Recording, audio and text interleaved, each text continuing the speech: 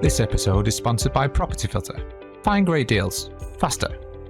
Hello and welcome to the Financial Freedom Podcast, sponsored by us at Property Portfolio Building. This podcast is designed by real people on their journey to achieving financial freedom, and we'll focus on people who've either already attained it, who are joining us on that journey, or maybe a specialist topic that can help you build your technical knowledge to achieving and maintaining that financial freedom.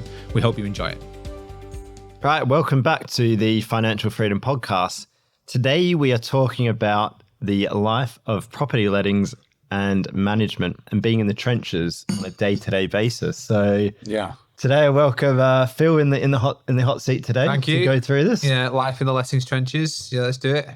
Sounds good. So after running and owning a lettings agency for about 3 years now, so I think we've got about close to 300 rooms or units as such. Can you let me know some interesting tales from the trenches from the last few years? Yeah, so I think what I'll do is just I've got quite a few actually. I've got some really good ones, to be fair. I'll touch base on why we did it. And then we'll sounds good. We became property investors too, but we didn't really want to be tenant managers, right? So no, it was one of those things I remember talking about, like owning a lettings agency. I was in my mind, I'm like, we're going to be managed, we're self-managing then at that point. But yeah, and it was important. So my background is from an agency background, right? So it's more employment agency rather than lettings agency, but similar processes and procedures. So dealing with people basically on a day-to-day basis. That's what we're talking about. Yeah, and we set it up mainly because we wanted as a company to be able to control the service level that people got. Yeah, 100%. And no more, no less. You know, a tenant is a tenant, a room is a room, a flat is a flat, a house is a house. But how you service that end-to-end journey is what we felt. Yeah, and we offer a package, don't you? So, there's other businesses that do like the source and the build element, but they might not have the lettings at the end. So they're not providing that full end-to-end service. Or even if they do they actually compete in service, or is it an afterthought with the good lettings agencies? And what we found was there were very few of those, especially in the niche area of, as an example, working professional HMOs, which is our most popular product. Yeah, we do single lets as well. We don't do. We have some students. We don't do service accommodation, so we only do those things. So we specialised in HMO service, and it's about reducing voids and keeping on top of maintenance and improving the value of the property and keeping the cash flow going. 100%. Yeah. That's the entire service that we offer. Everything outside of that, in my mind, is always compliance based. But people used to sell it to me, we're compliant in this and that and the other. And I'm like, well, they're tick boxes as far as I'm concerned. Yeah, they're the bare basics that you should have as a letting agency, isn't it? You need to make sure you're on top of the compliance, and it is really. So I'm sorry if you're a letting agent and you're listening to this now and you're thinking, oh, that's how we sell it. I'm like, well, actually, what we because as an investor, it's like it's just expected, isn't it? Yeah, because I've seen that before. It's like, we do all the compliance. Like, well. That's what we're avoiding for as the bare basic. It's all these other things that we want it looked after and put the rents up and we set up add value. Our company in Manchester, by investors, for investors is our motto. Yeah. Right? Invest multiply. That's our company name. And it's literally that. Which is it's by investors, for investors, and we just target those things, basically. We don't always get it right. And there are things in the process that you can get it wrong. And we'll talk about a little bit what the pain points are as well in the lettings process, because there are some pain points. Tales from a lettings agent. So 3 years. I'll give you a good one, which is when we set out, we said, we're going to do young working professionals, right? Yeah. And we've actually got 30%, what I call, I don't know, it's podcast, I can say what I want, right? It's called the Divorced Dads Club, right? Where, but if you think about the practical use of a professional HMO, if you've got a job and an income and you just need somewhere to call home, and you've got your own facilities, your own wash facilities, you're not bothered about the kitchen environment. If I was a bills included, high-speed internet. Yeah, if I was a divorced dad, I'd go and I would go for a nice standard HMO. I've got income and that kind of stuff. So and actually, when you're letting them, like you're saying, because they got the income. Let's say they're a bit older, those young professionals. They've built up a decent wage, so their affordability is decent. So if you're doing a high end, they might be better for the affordability criteria as well. Yeah, totally. They never had any issues. They probably have never had any rent issues. Yeah, when we go to the rent arrears, we never go out. It's not that. It's not that. It's not the divorce club, dad club, is it? No. And the funny thing is, we had one house that we developed, and it was for a purpose, which was right by a general hospital. Yeah. And the amusing part of it is that there was three of them that moved in straight away. None of them worked in hospital at the time. Yeah. So it wasn't the original. Yeah, we expected doctors and nurses. Yeah. Because it was just down the road. But they all came, and they were all lovely people. And two of the three, and now it's 3 of the 3, specifically quoted, we broke up mainly because of my the amount of time I play computer games. And it was specifically and I know you are a gamer, so it's not my genre. But it was something called World of Warcraft. I had old mates that used to play that. I've never really played it, if I'm honest with you, but now, so they're all like teammates now in this environment, this World of Warcraft world. So I'm more of a first person shooter type, which if you're a gamer, you're going to get the differential immediately, but they're role play games. But now all three of them are all now World of Warcraft in all night. I imagine with no worries in the world. But they have the best pay life. the rent. They pay the rent. Look after the place. They the kids and they play World of Warcraft. It sounds like a good life, right? So that was a good one. And then some of the things that when you look after a tenant, what you need to appreciate sometimes is this might be the first time away from home. Yeah, especially the young professional bracket. Yeah, especially if you're going to target young professionals. And the practical knowledge is not as high as, people like divorced dads that have owned a home. Or who might have had to top up a boiler once upon a time, right? Yeah, exactly. We've had some good ones. We've had some really good ones come through. I'm picturing a few at the moment. I'll see what you come up with. So there was one that we got, and it was like 11 o'clock at night, and it came through on our system, emergency.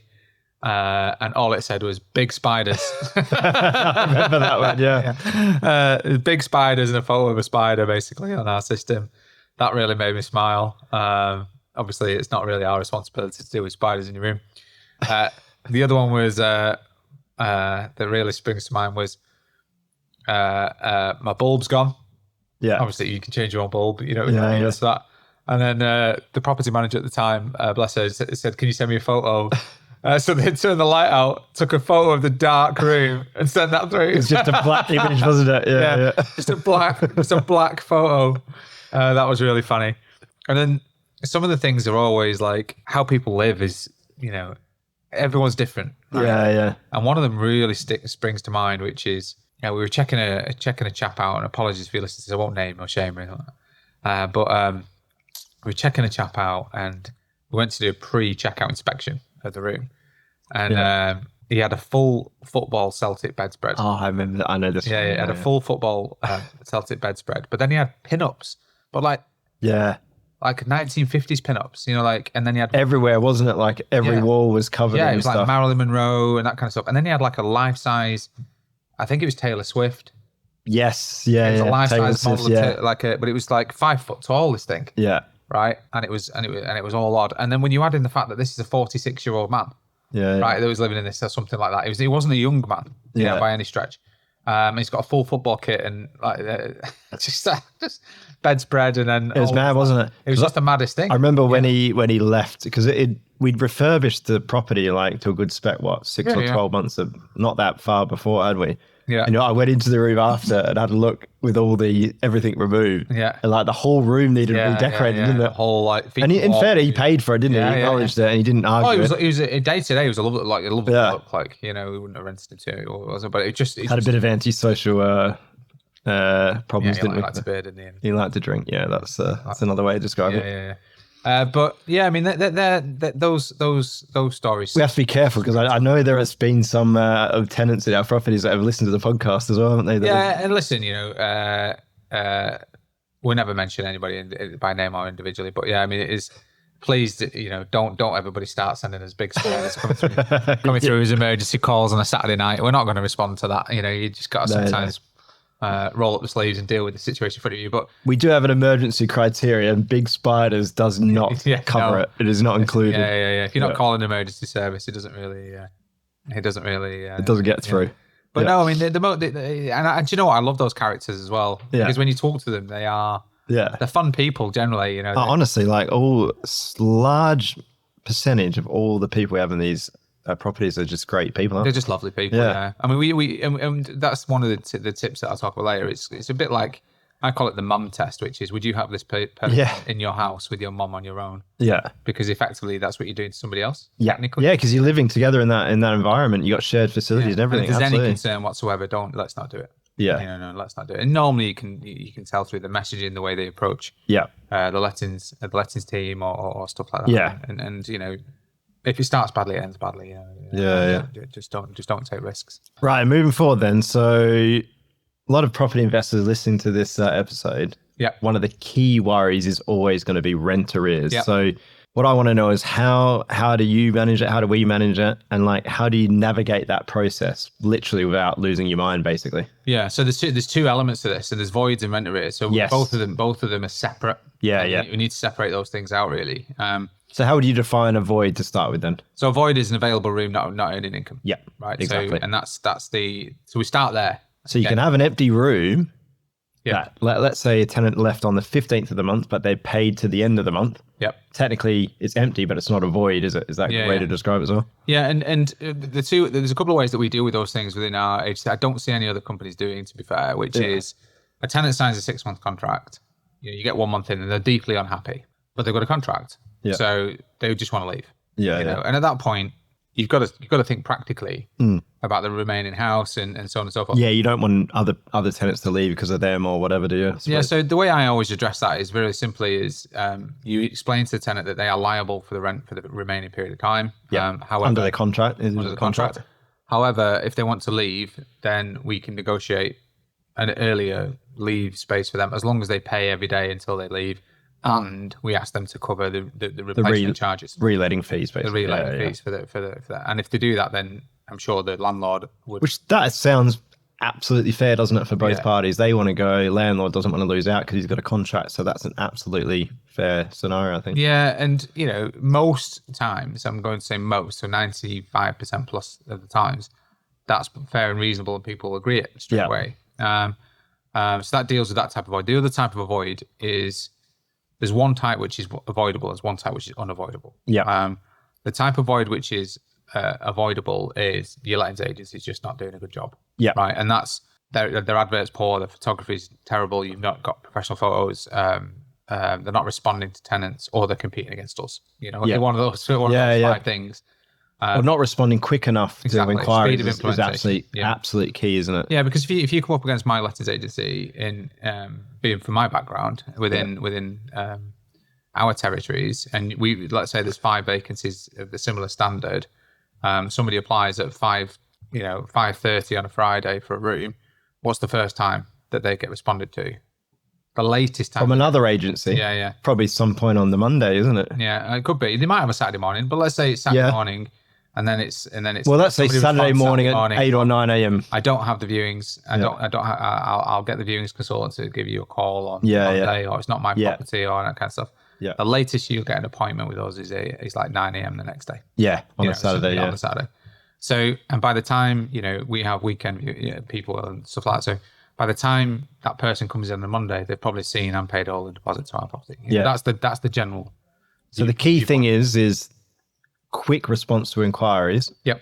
And then once the viewing's booked in, it's that if you got professional photos, the other key thing we talk about all the time is like the property presentation matches the images as well. Yeah. And they see that it's a good product because loads of people view HMO rooms, and actually the images are quite good online and the ads are decent, but they get to the property like, oh my goodness, this is nothing like the images. Yeah, and this can happen, right? And this can happen, and that's when the unavoidable voids come into play, which is somebody's about to move into a property and doesn't. Yeah. Right? Yeah. That is your worst case scenario. Yeah, they've gone through the process, then they've been through the process, they've been approved by the rents through the referencing company or by referencing checks. They're due to turn up, everything's in play, they've been issued the contract, they signed the terms, and they're due to move in. And they don't. At that point, unless you've handed over the keys, there's no liability to the tenant. So the other one might be the tenant just leaves without notice. Do you want to talk about that scenario? We'll talk about that one, and that is your worst case. And unfortunately, unless you've got a crystal ball. Yeah. It's a very small percentage of times this happens, but unless you've got a crystal ball, there's not much you can do about that, and you have to start. You just got to redo it, don't you? Unfortunately. And if you've got a 5 or 6 week tenanting process, what we do is we keep ads running, and inquiries going until somebody's moved in. You might be a lot of the sites don't like that, by the way. Yeah. As soon as you've got holding, which is why we take direct holding deposits. If you take a holding deposit through a site, you're not allowed to do any more viewings on that site. They don't let you do anything, which is why we do it directly. The only way it could speed up is like, let's say that room got taken by that person. There was 1 or 2 people that missed out or something. Yeah. We keep their details, and then if that falls through, you just call them straight away. So which is what we do. Yeah. So that's how you can speed it up rather than starting completely again. So it's doing those proactive things to make sure you've got. It's like a contingency plan in a way, isn't it, for those. Which is exactly what we do. Yeah, and then you've got that's voids, and then you've got the other scenario is somebody you've on voids is you've issued a notice. Yep. And you've issued a notice normally for a reason, even if it's a Section 21, which you say is not for a reason. If you're a HMO professional manager, then you're doing it for a reason, because otherwise, why would you want out of the room, right? So Section 21 is a no fault eviction, but like you said, you don't tell them what the reason there's always a reason. Yeah. But because of the court system and the legal requirements at the moment, it's easy just to do a Section 21. It's really important. Because if it's antisocial, there's loads of evidence you have to provide, which may be difficult to provide, even though you know it's true. Yeah, exactly. And that's really important, that if you're doing something with no fault, don't give a reason. Yeah. You just don't have to. Don't give one. Well, if you give one, you make it fault-based. Yeah. You actually cause yourself a problem. And I've been to court once with a tenant, and the judge does push you. They're like, so why are you giving me a notice? And it's like, and I just said, well, it's a Section 21 that it's a no fault eviction. Mm-hmm. And that's all you need to do. Yeah. And once you say that, they can't really prod you anymore. Yeah, exactly. Yeah. Just stick to your guns, right? Yeah. And so you issue a notice. Let's say it's a Section 8 notice for rent arrears. It's 2 weeks. You don't know when they're going to leave. Yeah. So, and chances are they're going to be a bit arsy with you. They might refuse to allow letting, viewings and stuff like that. Yeah. You're going to get a void of some description. Yeah. We'll start advertising the room, obviously, but you just got to be aware. And that's very frustrating, isn't it? Because as a landlord, you've got the rent arrears already. Yeah. And then, like you said, they're stopping the viewings. Hard to get it relet as quick as you would in any other process. So you get an extra void period. So because of that bad behavior by that tenant, for whatever reason, you get the double whammy, unfortunately. Yeah. And it does happen. We're doing the best referencing and the best selection in the world. Someone stops paying rent. Yeah. Yeah. And you never know what people are going through in their lives. And we do get ridiculous messages of basically asking us to speak to psychologists and all those sort of things. And it's difficult, isn't it? Somebody who's rented on a private basis then says, I've now got a social worker. And these things happen. Yeah. You just got to deal with them at the time. And you get the message, you don't know what's true and what isn't true. Yeah. So sometimes it's really true that person's going through hardship. Sometimes they're just making it up just to just to try and get out of paying rent. It's very hard to know, isn't it? But ultimately. Yeah. And there's things that affect. So we talk about rent arrears then, because let's talk about that specifically. Yeah. So managing rent arrears is normally, so why do rent arrears occur? Either the tenant's withholding rent for a reason, or the tenant doesn't want to pay the rent for whatever reason. Yeah. Right. So if they're withholding rent for a reason, and that's something, or can't, or that's what I would say. Doesn't want to pay it because they can't. Yeah. So if they're withholding for a reason. It's really interesting. This happens quite a lot, right? Which is, I've reported something. 2 months ago, and it's not been fixed, and therefore I'm not paying rent. So the tenant has no right of offset. Normally in an AST, we're members of the National Resident Landlord Association. Thanks, Ben and the team. So they have no right of offset. So if you've got a broken cupboard door, as an example, it's not a priority, it's not an emergency, it's going to get fixed on the next maintenance visit. And then 2 months later, they withhold rent, then they have no right of offset. Does that mean that practically they won't offset the rent? No. Yeah, they will just do it. Yeah, and it's a good example, actually, because we like to be efficient for, our landlords. Yep. So if there's like a few little bits and pieces, you'd rather get like 10 things knocked off in one handyman visit than a handyman go out there to fix one doorknob or something. It's just not cost effective. Yeah. So I think communication is the key. It's saying that tenant is like, we can see that the handles come off. We're going to come out and repair it X amount of time with a handyman visit or whatever. And it's like expectation management.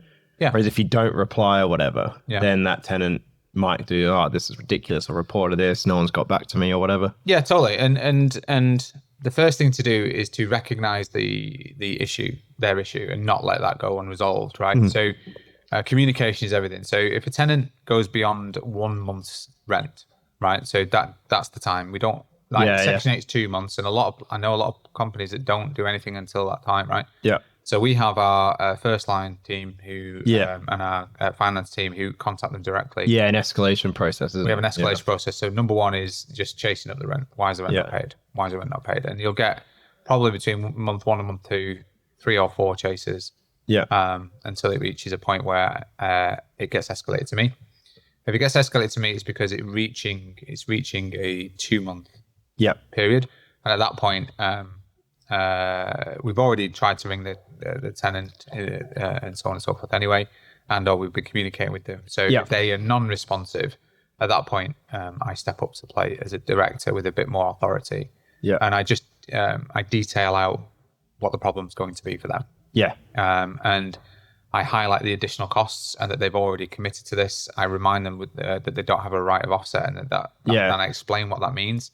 That means if there's any maintenance issues whatsoever and you withhold rent, you're in breach of your terms. Yeah. The landlord isn't. And I act as the go-between at that point as an agent. Yeah, which are the facts at the end of the day. So you're communicating the facts of the contract. Yep. And there's no, you're not arguing about life scenarios or whatever. Mm-hmm. And then you're advising the implications that could come as a result. Yeah, and regardless of what may be costs, occurring, like you said as well. Regardless of what may be occurring or what perceptions you may have, ultimately these are the facts. My recommendation is to deal with it because by this date, and I give the date of the next payment, if this hasn't been resolved, a Section 8 notice will be issued to you, which has a 14-day notice period, and that is mandatory in our business. Yeah, right. It's not negotiable. It's mandatory, and the reason for that is if a tenant says to me, "Yeah, I'll pay it. I just need a little bit more time." Great. No worries then. I'll serve the notice because that is mandatory. Yeah. And then if you pay, as long as you pay it within the 14 days, that's perfect. It goes away basically. I will cancel the notice. Yeah. If you need a little bit more time beyond the 14 days and you can demonstrate that you'll have the funds, again, no issue at all. Yeah. Because the problem comes is if I don't serve the notice, I can't take the next step. Yep. So that's how we generally manage. And by that point, normally we've got to a position of understanding with the tenant, and normally they've agreed something or whatever. The problem is that they can leave at any time once you serve a notice. Yeah. There's nothing you can do about that. Yeah. So if you're not ready to tenant, or you, like say I serve Section 8 notice on the Monday, I then start advertising the room, and they leave on the Tuesday, you're going to have a void period and you've got rent arrears. And even though you've done all the checks and all those types of things, it is a pain.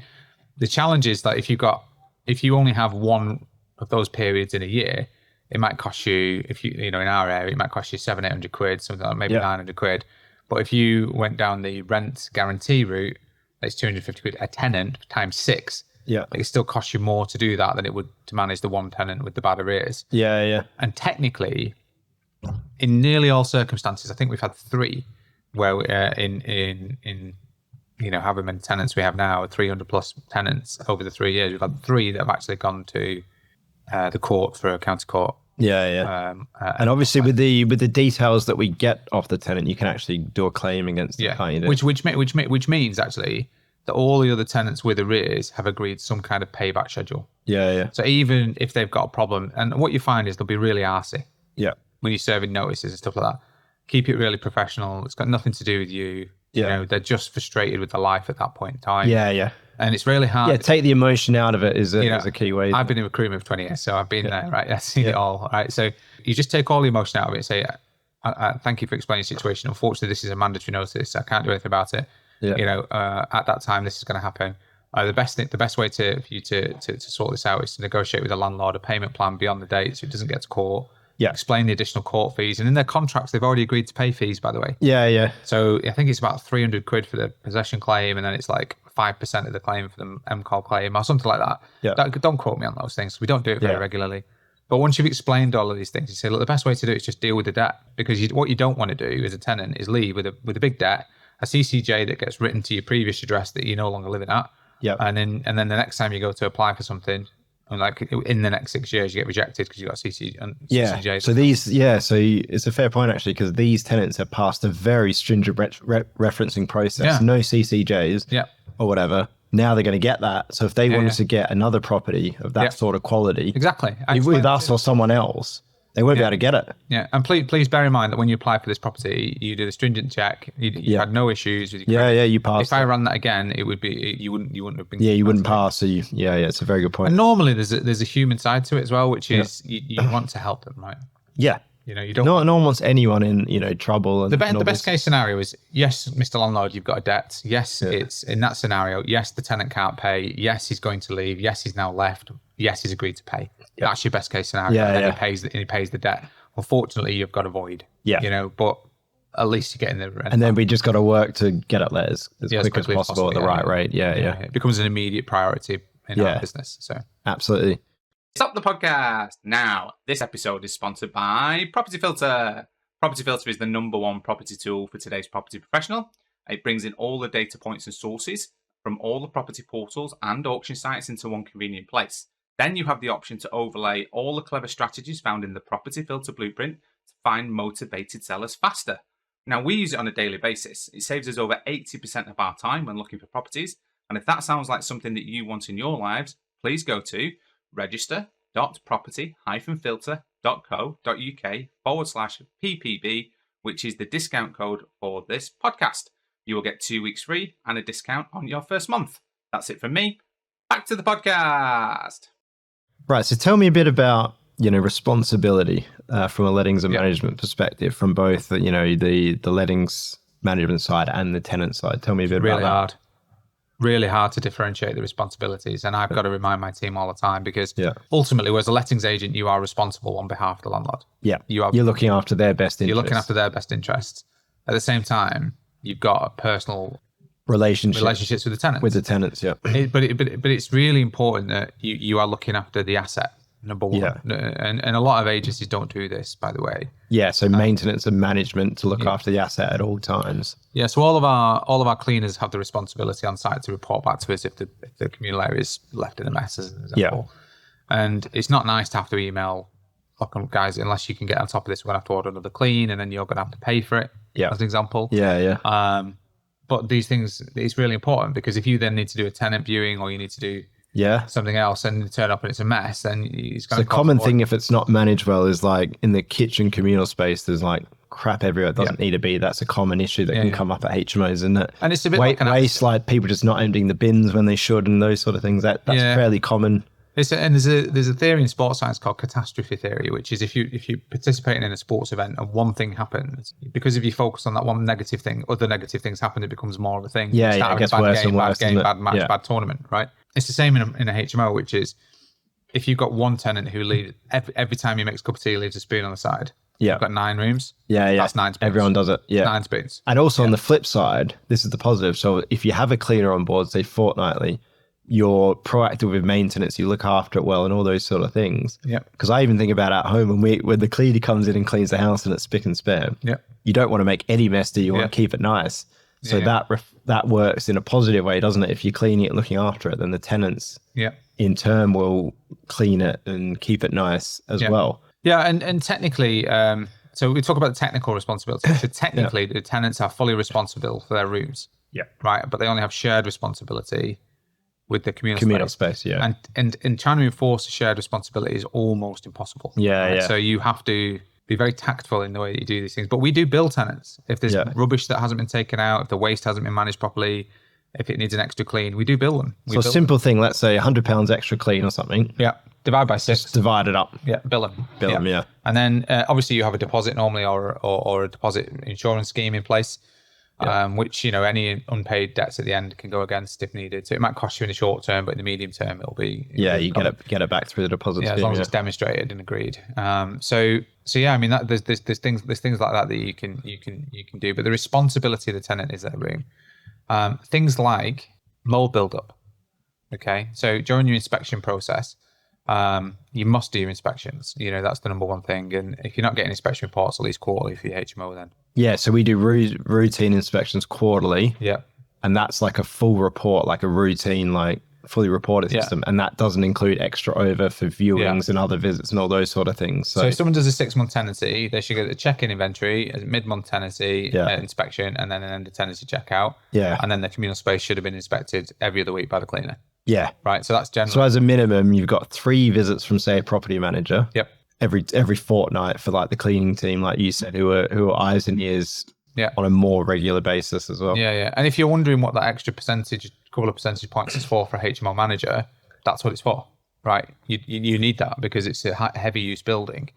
And there's nothing worse than discovery of loads of maintenance issues at the end of a tenancy. Yeah. And then you've got a void. Yeah, it's a void, and then you got time to get it repaired. Yeah. And then you got the lettings process. So it costs you a double, triple of what it would otherwise. Yeah, absolutely. But the responsibility of the tenant is to check in and check out with the room in the same condition. Yeah. So your check in and check out needs to be non-emotional. It needs to be non-opinion based. Yeah. So you need a grading system for the room. Just the facts. Yeah, just the facts. Is the floor clean? Grade 1 being it's covered in, whatever. To grade 5 being professionally cleaned or whatever, whichever way you want to do it. Gunk and crap all over the floors or whatever. And then it's things like mold build-up, for example. Check on your inspection. Is the extractor fan on or off? Because what happens is the extractor fan gets turned off by the tenant because it makes noise at night and they want to use it. That's simple. You then go in and do your inspection. There's mold build-up in the bathroom because there's no light, and then it's starting to get moist in the rooms. Unfortunately, that's tenant responsibility. Yeah. You then make it very clear. They've made the choice to turn that extraction system off. Yeah. There's other ways you can design it in, so there's trickle vents and they keep running in relatively tactical way, but a lot of them, there's just a switch, isn't there? You can just but it might be right in the middle of the property. Yeah. Your bathroom. There's no way to do that. Your extraction is mechanical for a reason. Yeah. So if they turn it off, they turn it off, ultimately. Yeah. And you just make a note of that. And then if there is mold buildup, and then sometimes they're just not opening. They're not opening the windows up enough, are they? So they're trying to dry their clothes and whatever else. They're not. They're not helping the airflow in the room. Yeah, and you get messages like, "Oh, it's nothing to do with that." I'm like, "Well, okay." Other than that's how mold pops. Yeah. So if you trap moisture in an environment, mold will form. Mold will form. Yeah, exactly. So I mean, the responsibility of tenants for their room, check in, check out, it looks the same. Okay, if it doesn't, it's really important that your property management team are tasked to make sure that it is. Yeah. If you know what I mean, because otherwise, it's the catastrophe theory again. It's the spoons. If there's one mark on the wall, the first tenant, there'll be 10 marks by the 10th tenant. Yeah. Right. And there's certain things like fair wear and tear and stuff like that. And you might need to spruce it up every couple of years or whatever. Yeah, redecorate a little bit, whatever. Paint. But if you're doing anything more than that, then it's not been looked after, I'm afraid. Yeah. And it comes down to an earlier point that, if you're not doing that and you got those really nice photos, someone's coming to view it. It doesn't look like that. And the walls are all marked everywhere and there's a bit of mold in the ceiling or whatever. Stickers on the wall. Yeah, it's just not the same as those images. So people just aren't happy on the viewings. They won't take the room. Yeah. You may not be able to keep that rent at the same level or put it up. Because success for us is literally being able to, keep adding value through higher rents, isn't it? By getting the best tenants at the best rent rates in a reasonable time frame. Yeah, and that's exactly that's the value of your property at the end of the day and your cash flow. I mean, there's two ways to earn money in property. There's one through cash flow and there's one through equity growth. Right? Yeah. And we've got demonstrable environments where HMOs, they work hand in hand. Oh, it's one of your properties, isn't it? Yeah, one of the recent valuations. Yeah. It's one of your properties that we took over management for from the previous agent. And what was the value difference? Oh, it was over 200 grand. Yeah, it was about then. So there's a combination of reasons. A lot of it was getting the rents. So we added a bit of value in the commercial units. The rents for the HMO rents for this element went from say 500 a month to 640 across on average. Yeah.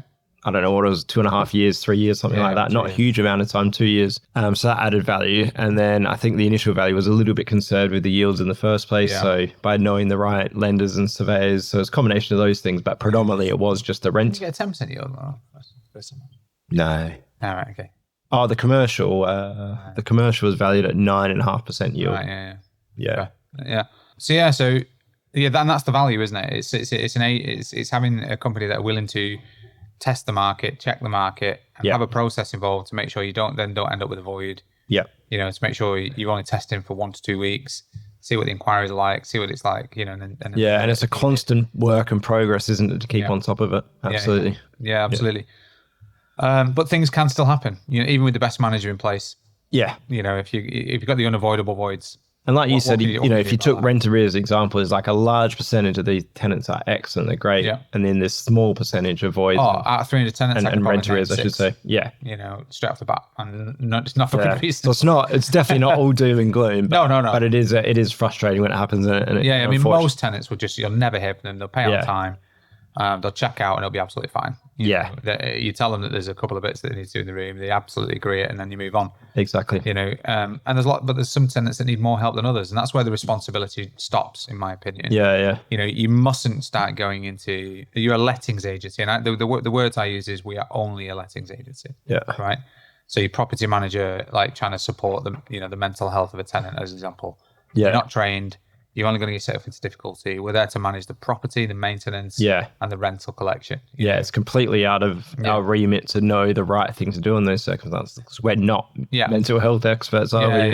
No, it's not the right thing to do. I mean, if it's not the right property for that tenant, and that you just say, listen, if it's not the right property for you, then we would something else might suit you better, right?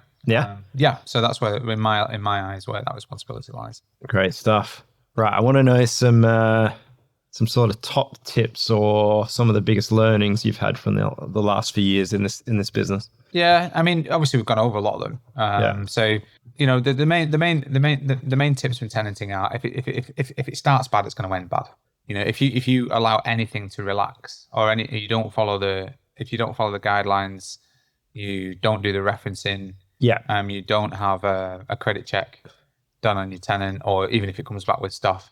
If there's a flaw in your system, it will show up at some point. Or you relax the rules. For a reason. If you, I mean, we've taken on tenants that from landlords that are at the end of their tether with it, right? So, and if their property manager isn't good enough to do the checks properly or whatever, so if you think that we bought a property with a bad. Well, it's not a bad tenant, is it? It was just a bad situation with the tenants. He was actually a nice guy. But he hadn't paid rent in a period of time because he was upset with. We talked about the maintenance and management. He had some troubles, didn't he? Issues as well. But a lovely guy in general. But that property we got 60 grand off, at least, I would say, in terms of like the value of that property. So if you when we bought that property in its condition, it was in the location, it was with, say, our lettings process and the tenants we get on board, it would have been worth 50, 60 grand more easy. And that's the value of your property manager. And what we did, obviously, we did get that property and do a cosmetic refurb, I'd call it, because it got it up to our brand standard finishing spec. It was like total 40K, which is pretty good for 5 beds. You're talking 8 grand per room and then we more than doubled the rents, I think, roughly from what it was before. With different tenants in the same location. So that's the difference in value you can have with a good spec and B, a really good lettings and management process. And the value came back at, you're way over, didn't it? So, it's close to like 400, it's like 390 or something. We bought it 250 or something. So but that's the negative if you don't do that full front end referencing properly. Because I'll be honest, when here's how I got that tenant a new place to live. I went on Spare Room. I looked for anybody who didn't have a professional lettings process. And I just had him apply for them. And then he found a property within a couple of weeks. And then he was happy as Larry because they didn't do any referencing and they didn't need deposits and stuff like that. I was like, well, this guy's not paid. He never asked for a reference from me. This guy's not paid his rent in 9 months, but sure. And that these things happen. But we've also had it from other agents where we've taken over and they didn't do any checks and references and stuff like that. And if they did a reference check, they didn't do an employed one, they didn't do a credit check. The typical agent is like, there's just a HMO room, so we don't go into as stringent checking. But it's just a HMO room. I hate that so much. That's a full AST. That's a classic saying in this sort of traditional agency space, isn't it? Whereas where the buy investors for investors scenario is so if it starts bad, so my top tip number one, if it starts bad, it's going to end bad. So start well. And hope for it. Hope it'll give it the best chance to end well. In the normal scenarios, that is the case. Most problems have a solution. You've just got to address the problem. You got to hit it on the head, don't you? And the way I would say, so we talked about this before about like if the tenant's problem's maintenance, recognize the problem but go hard. I always go hard at the start. Go hard and soften later. So give them the facts really early of what their repercussions are going to be. If you get to this point, we'll be issuing this notice, and with that notice, if you fail to observe the notice, we'll be issuing these P-call, M-call type processes in place, and then there'll be extra costs, etc. Just remind them of their contracts and their rights and regulations. Recommend that they get legal advice. Because the number one thing that we get told is, my lawyer says this. Okay. Go and ask them again because we know the guys at Citizens Advice, we know the guys at the council. and they wouldn't give that advice. Not normally it's just a tenant going, my lawyer says this. Like the tenant hasn't paid his rent in 2 months. He's not paying for a lawyer. So, but if you go really, you can ask for evidence, can't you? Say, can you provide the please provide the advice. Provide the advice you've got, so we can review it against a contract or something. And I also say, please also ask them for their professional insurance. Yeah, the indemnity insurance, because what you've been provided is wrong, and therefore you'll be able to claim that back. When you get all the fines, So, but you have to go tough on problems early. Yeah. And then relax it after. And somebody has to play bad cop in that scenario. So if you've got a property manager, don't let it that person. Yeah, the person that's going to be dealing with the day-to-day is not the person to be the bad cop. That's a good point. It's very good. But at the same time, the bad cop can be the best friend at the end. Yeah. Right. So you'll have seen that, like, stuff, right, where I've been quite hard, it's not hard, but direct with people. And by the end, said, "Oh, you've always been really fair and well balanced," and that kind of stuff. And you really helped me out. And you've really helped me out. And thanks for explaining it all through the process. I'm sorry, I was a bit of a whatever. Calling me all the names of the sun. But now they're paying the debt back, and I'm like, well, that's perfect. I have no issues with that whatsoever. Yeah. There's no point holding the grudge or whatever, is there? So just address the problem straight on the nose with all the facts and keep it non-emotional. That's a really good tip. Really good tip. That's the baseline. And the third one is be what you want to be. Right, and don't muddy the waters. So if you want to be an investor, be an investor. If you want to do property management, become your own property manager. You know what I mean? So don't muddy the waters, because I get a lot of people who like, I pay for the tenanting process to find a tenant, and then I do the property management myself. It's like, well, actually the tenanting parts, if I'd have to manage a tenant, I'm going to put anybody in there. Right, and I'm not really. The accountability shifts at that point. So that's a good way to describe it. You're finding a tenant, but you're not managing it. So you find the tenant. Yeah. And it's a little bit like our end-to-end package, isn't it? That if we source a property in a location that works for lettings, then we're managing the lettings and managing the tenants. Yeah. If we do the part early doors, even with the best will in the world, you're not as accountable if you're not managing letting it in the back end, are you? And no, absolutely. And nothing's worth a 2% discount. Right? No. None of the things we talked about today, would you, if any of those things were going to go wrong? Right. Very good example, actually, because if you think one of my previous agents, they had a tenant fine fee of, say, I can't remember, it was £800 per room or £80 or something like that. Yeah. And the rents were quite a bit lower. Whereas ours we're $350 or something at the moment for tenant fine, because of all of those things we do to get the best tenants to manage and everything like that. So would you rather pay £80 and get £500 per room, or would you rather pay $350 and get $700 per room? Yeah, it's that sort of example, isn't it? Well, it's not even the room rate; it's the checks and balances that they do. Yeah, right. So we de-risk the issues coming up. So we take no risks on that. So even though we still have problems, we still see it. But we have the National Resident Landlord Association that do all our referencing. They do it for us, because we want a professional body to oversee what we're doing. Yeah, that's not cheap. It's not cheap to do that.